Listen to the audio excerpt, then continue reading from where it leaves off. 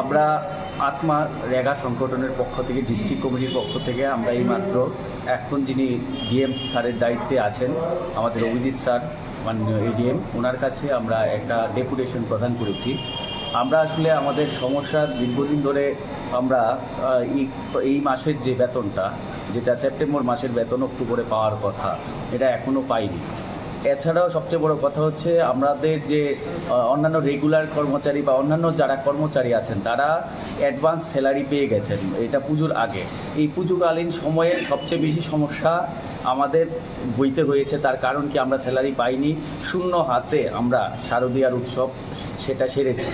তো আমরা এর জন্য এখন পর্যন্ত স্যালারি হয়নি, এটা সম্ভবত প্রযুক্তিগত কারণে।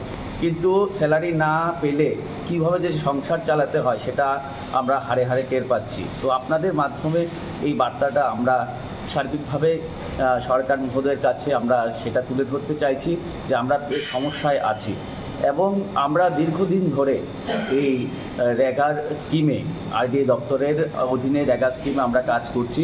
এখন পর্যন্ত আমরা নিয়মিত না হলেও আমাদের যে বেতন স্ট্রাকচার এটা এমনিতেও কম, ওই বেতনে আমাদের চলতে হয়। কিন্তু নিয়মিত যদি আমরা সেই বেতন না পাই, কতটুকু সমস্যার সম্মুখীন হতে হয় সেটা আমাদের কাছে কেউ আসলে, খুব কাছে থাকলে তখন সেটা বুঝতে পারবে।